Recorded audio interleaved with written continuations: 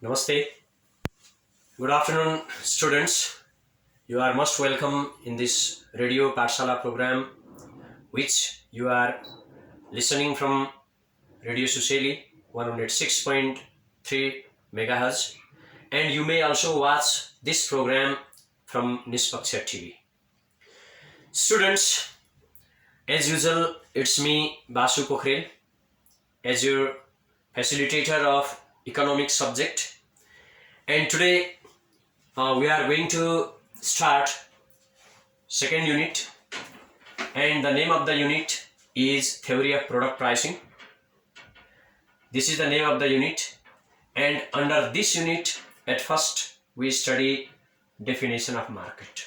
That means what is meant by market, what is the meaning of market, we are going to discuss at first. Now students, you may know this, what is the meaning of market. Now at first try to guess. At first you have to guess the meaning of market or definition of market.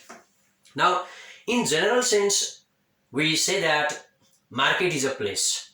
In general meaning, market is a place where different buyers and different sellers, they come together, they interact each other, and they buy and sell different types of goods and commodities according to their desire. This is called market in general sense. But the definition of market in economics is quite different. The definition of market in economics is quite different. Now, what is the definition of market in general sense? It is different in economics. That means in economic term, in economics, the definition of market is quite broad. So let's discuss about the definition of market. Now, market generally in economics, it does not mean a specific place. It does not mean so. It is not a certain place. It is not a fixed place. But it is a process. Market is a process where different buyers and sellers, they buy and sell different types of goods and commodities according to their desire or according to their wish. That is called market. So it is this market is a process where there may not be any physical appearance of buyers and sellers in the same place. That means they may keep contact by the means of different types of communication. They may it is not necessary to meet each other.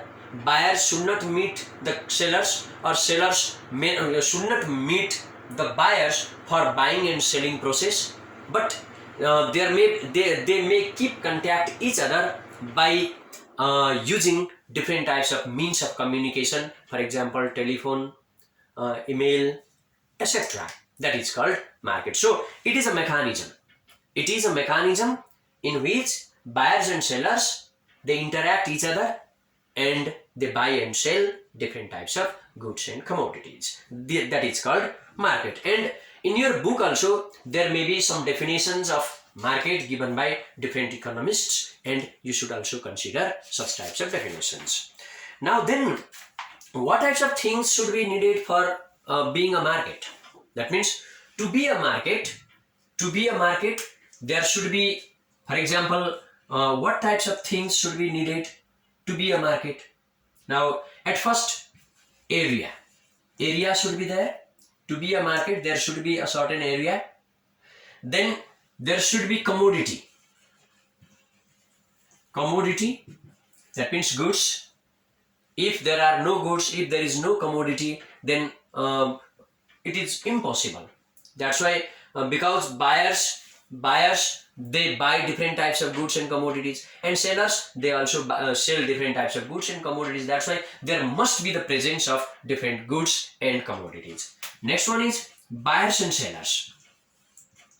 Buyers and sellers. That means there must be the participation of buyers and sellers. If only buyers are there, if there are no sellers, or if there are sellers only, without having buyers, then this may not be termed as market, because to be a market, buyers must be there, the presence of buyers must be there, and the presence of sellers must be there. But it is not necessary that they should meet each other for buying and selling goods and commodities. It is not necessary, because now physically they should not present, they should not meet each other, but they may contact each other by using different types of means of communication, for example telephone, fax, email, etc. I have already told this one. So there should be buyers and sellers, but it is not necessary to meet directly. There should not be direct interaction, there should not be any direct meeting of buyers and sellers. For example, suppose that if there is a seller from Nepal and he wants to sell his production at that time, now he may easily sell his production to the buyers of America also, because buyers is in America and seller is in Nepal, suppose. Now they may contact each other by using different types of means of communication, and they can buy and sell different types of goods and commodities. Then there should be competition also. There should be competition. There should be competition also. Yes, these things should be needed to be a market. That means for the existence of a market, these four things should be there. Otherwise, this thing cannot be termed as market.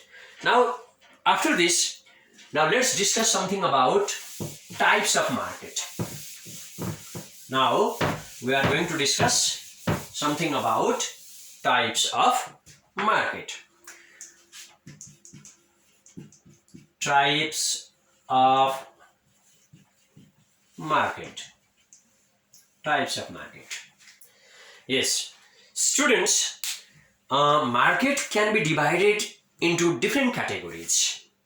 Market can be divided into different types, and now here at first we are going to discuss the types of market on the basis of area. That means on the basis of area, markets are of the following three types. On the basis of area, and later on we will discuss on the basis of competition, etc. So at first, on the basis of area, markets are of three types. The first one is local market. Local market. The first type of market is called local market. Yes, now what is the definition of local market? Let's discuss about it. Now can you guess what is the meaning or what is the definition of local market?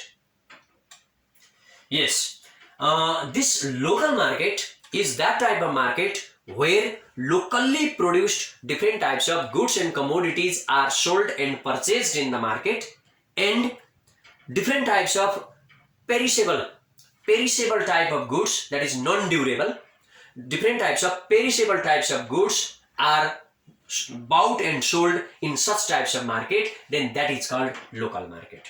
That means when the sale and purchase of a commodity is limited to any particular area or locality, then this type of market is called local market. That means local market is that type of market where sale and purchase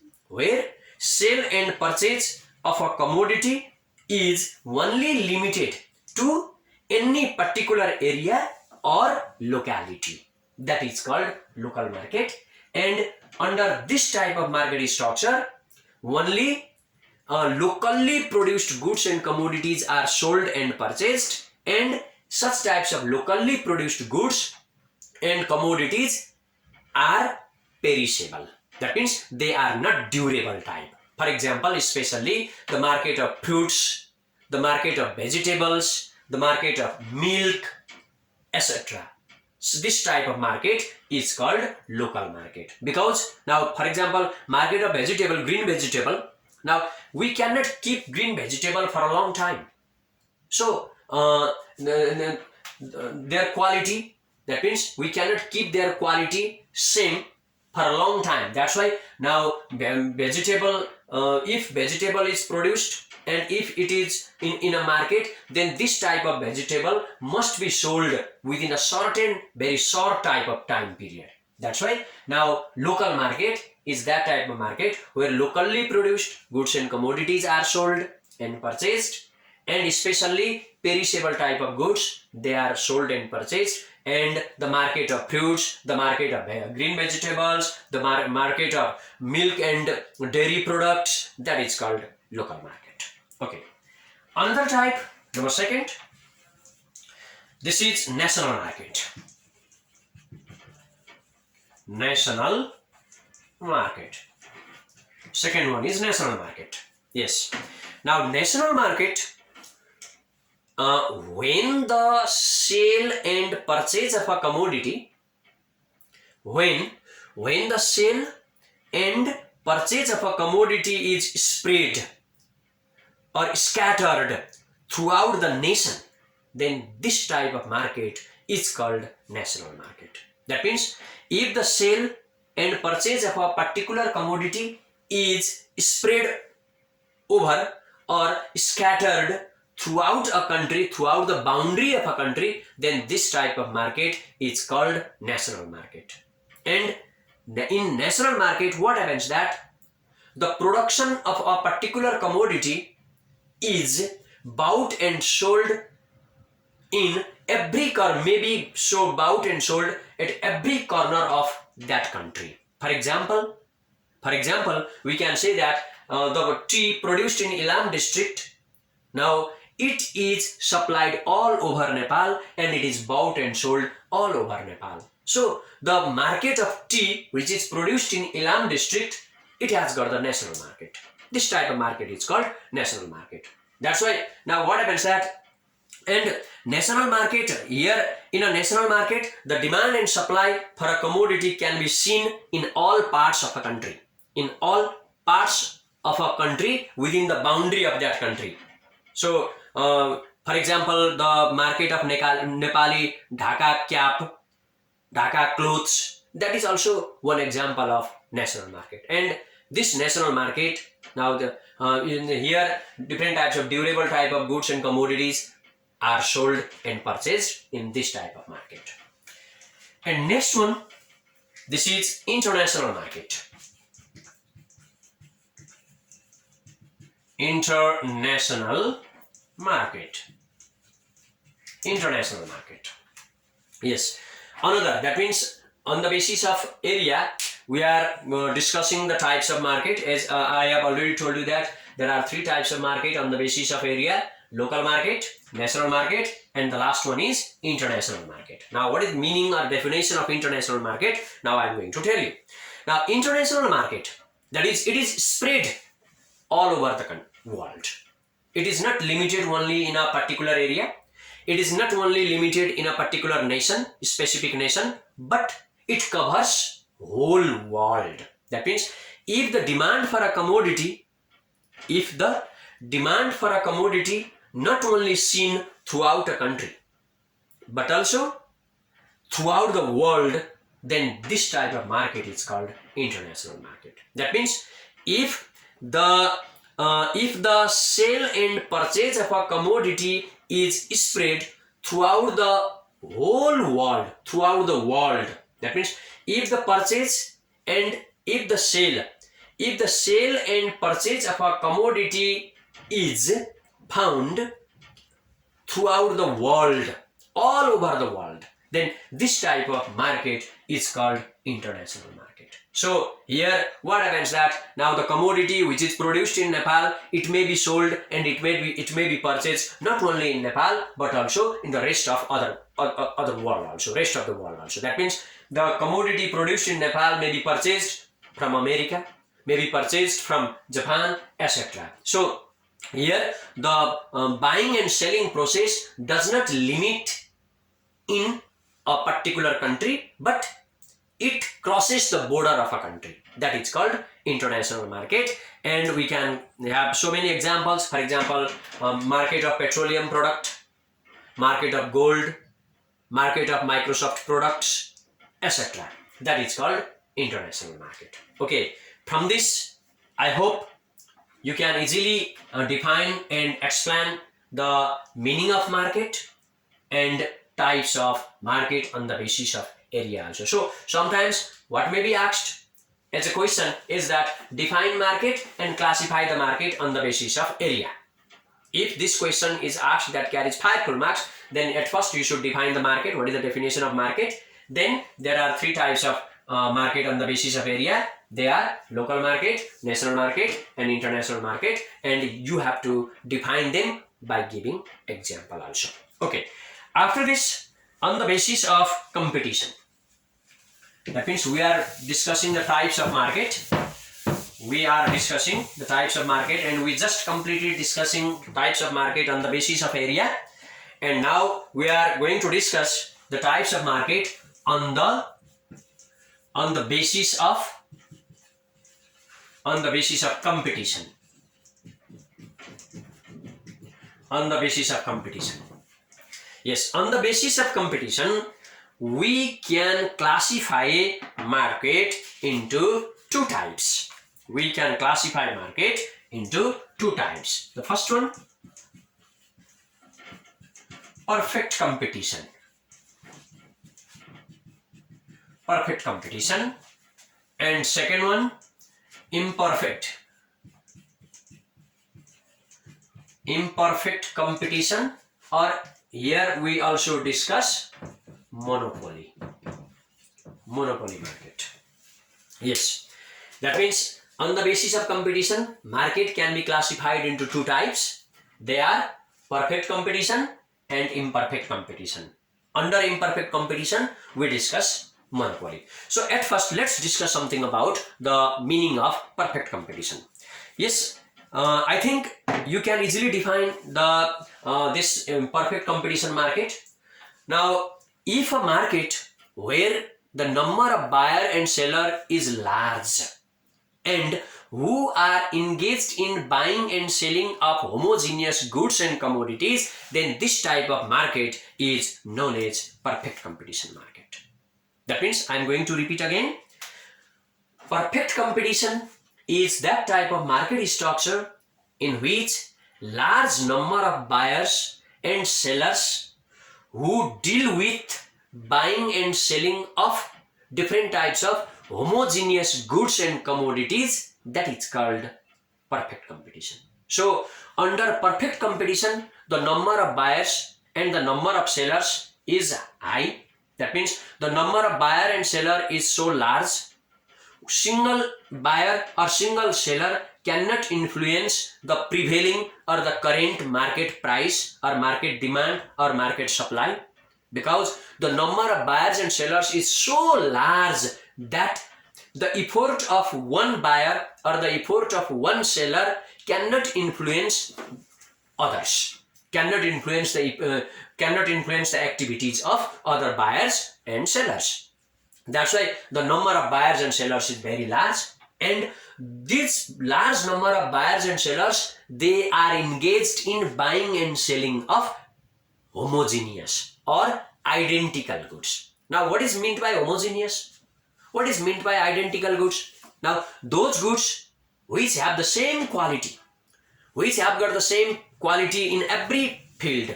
That means same quality in designing, same quality in marketing, same quality in packaging, same quality in pricing, advertising, etc.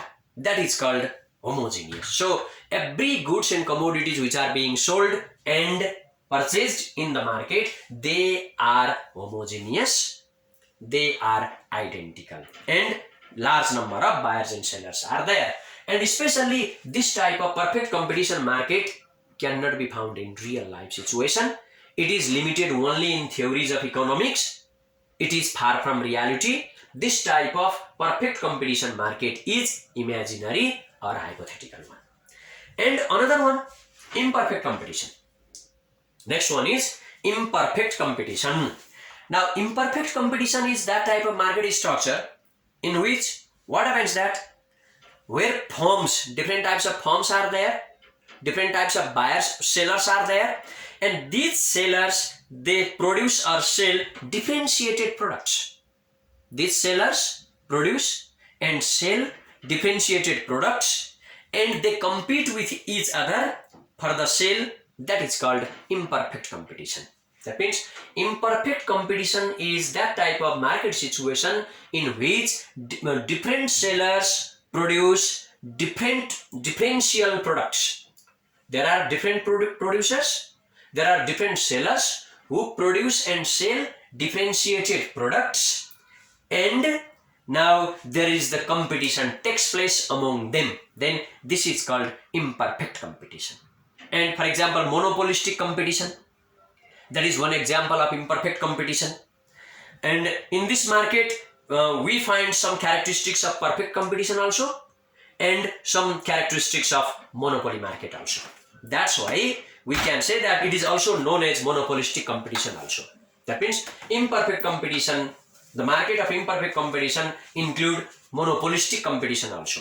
And now especially here we are going to discuss what is the meaning of monopoly market under imperfect competition. Let's discuss about it.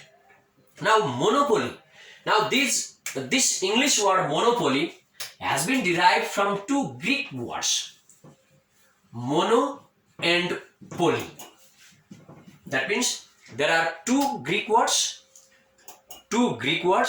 which are mono and poly, and mono in Greek language it says that the meaning of mono in Greek language is single. It is single. And next one, poly, it is seller. That means if there is only one seller in a market, then this type of market is called monopoly market. That's why we can say that monopoly market is that type of market structure in which a single seller sells different types of goods and commodities in a market, and that seller controls the whole supply of a particular commodity in the market. Again, I am going to repeat it. Now, that type of market structure where a single seller sells commodity produced by him, and this single seller controls the whole supply of a particular commodity in that market. That is called monopoly market. And now what happens that under monopoly market, now there is only one seller, but the number of buyers is large. Only one seller is there who controls the whole supply of a commodity in that market, and no other substitutes found. That means substitutes are not found there.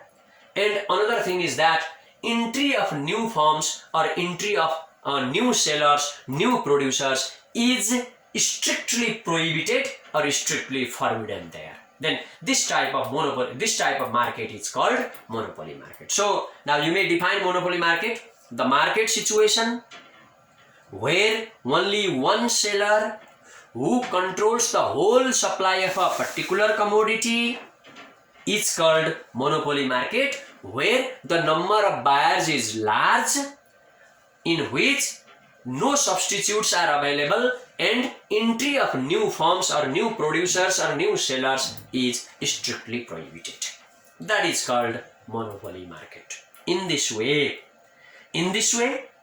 we have completed discussing the meaning of perfect competition and the meaning of imperfect competition, including monopoly market.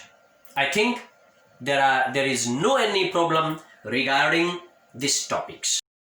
Welcome back, students. Now next topic in this unit we are going to discuss is features or characteristics of perfect competition.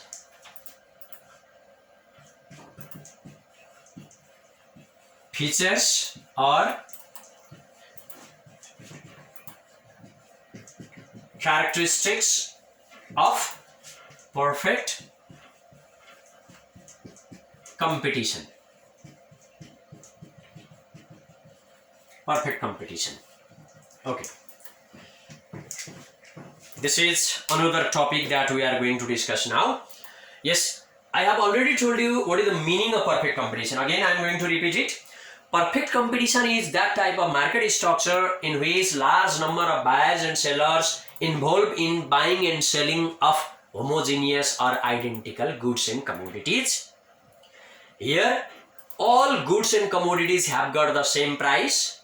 That means homogeneous or identical means same in every aspect.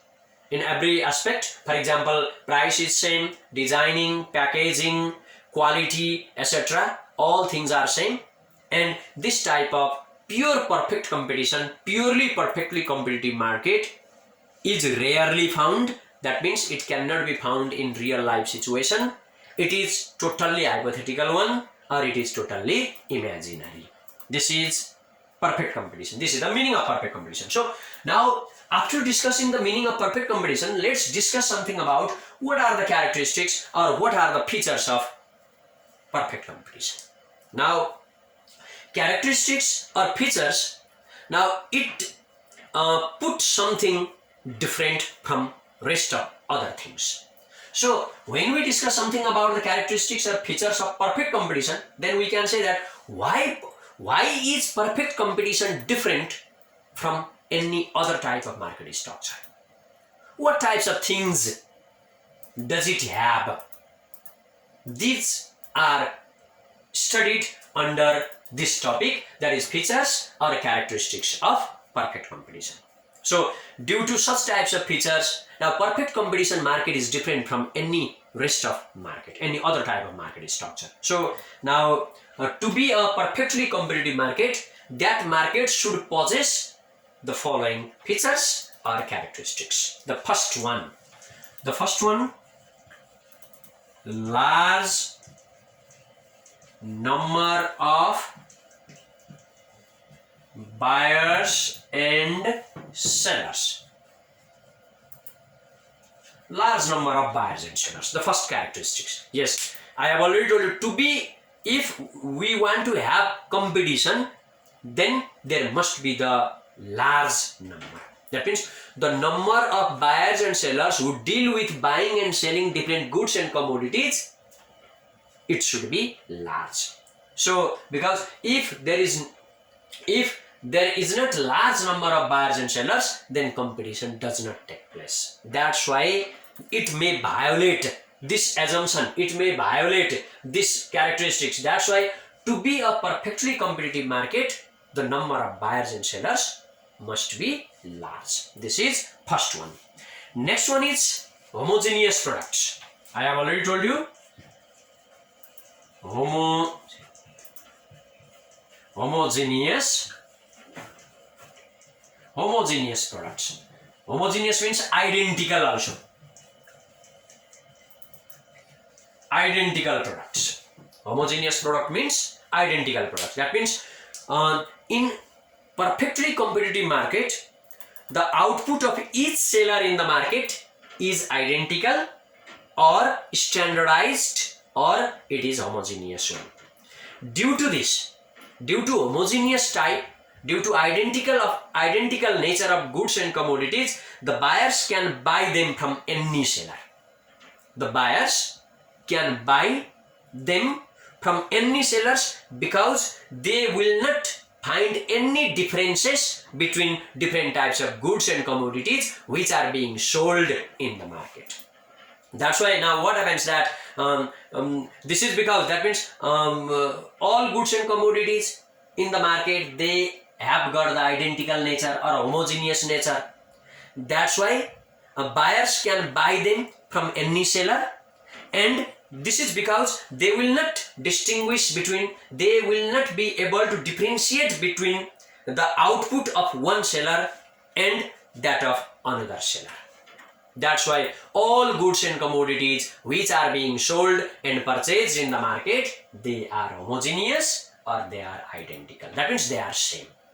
Whether a buyer purchases a commodity from one seller or another seller, does not matter. It does not make any differences. That's why he may purchase that commodity from one seller also, or he may purchase that commodity from another seller also. But all the goods and commodities which are being sold and purchased in the market are same. This is the thing. Next one, number 3, free entry and exit. Free entry and exit. Yes. Next one, this third number of characteristics of perfectly competitive market is that all the firms which want to enter into an industry, they can easily enter, they are free to do so. And those firms which want to go out from that industry, or those firms which want to quit that industry, now they can easily quit, or they can easily exit that industry. So there is no any restriction at all. They are free to do so. If they want to stay, and if they want to stay in that industry, they can stay. If they want to quit that industry, they can quit. It depends upon their own desires. The firms are not tied up for their life to stay in a single or a same industry forever.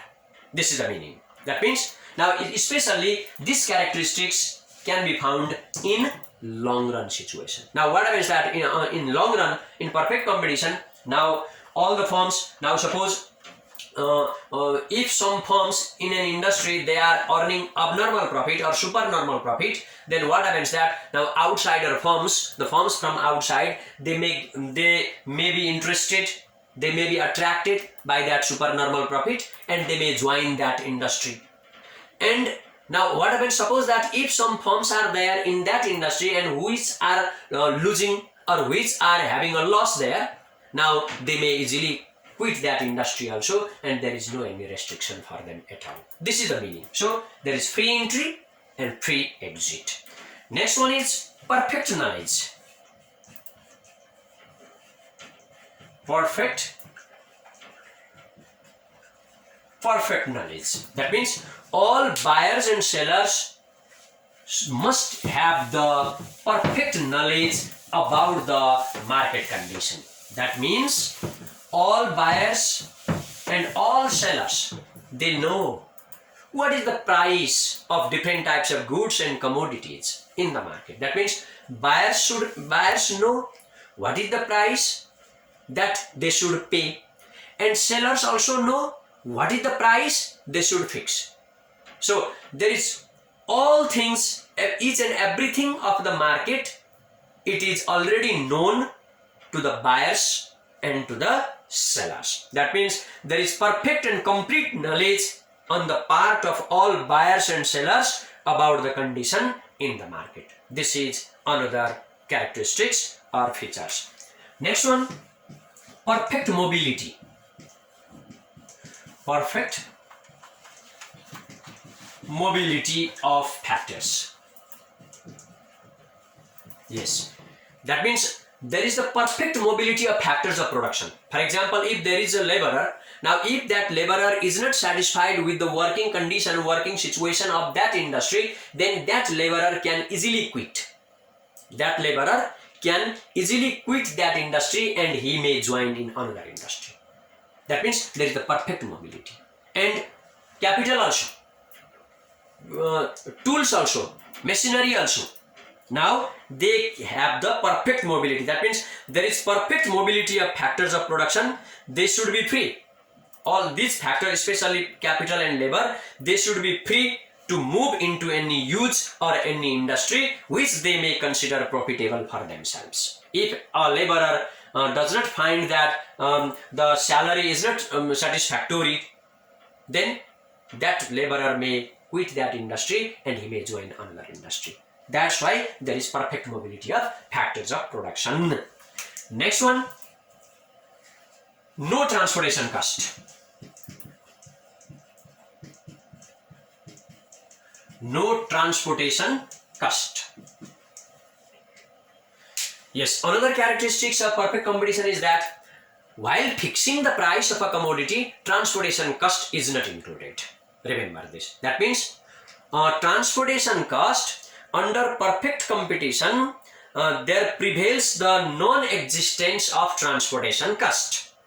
If the transportation cost is included, then price will differ. But as we studied earlier, that price of different types of goods and commodities under perfect competition is same.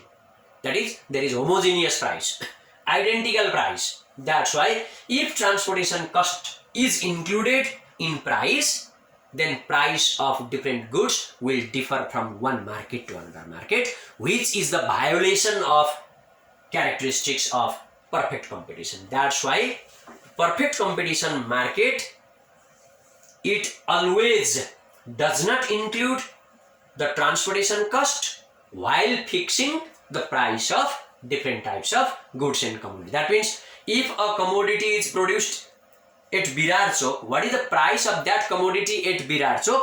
The price of the same commodity must be same in Solukhumbu. This is the meaning. But in reality, this is not found. It is not possible. That's why perfect competition is an imaginary market. It is not a real market. And another one is that last one is no government intervention. No government intervention. Yes, this is the last one. So under perfect competition, what happens that there is government, we cannot find any type of government interference or any type of government intervention in different types of buying and selling activities under this market structure. That means it is the government intervention less market, where government does not regulate, where government does not control, where government does not interfere, or where the government does not intervene the different types of buying and selling activities of different types of buyers and sellers. That's why it is free. It is free. They are free. But government only plays the role of a facilitator. It creates favorable environment. It creates favorable environment, but government does not regulate, government does not interfere to the all type of economic activities of buyers and sellers. Okay. Now, dear students, now today we discussed meaning of market, then definition of perfect competition, definition of monopoly market also. We discussed the types of market also. Types of market can be classified under the two bases. They are under the basis of area, under the basis of competition.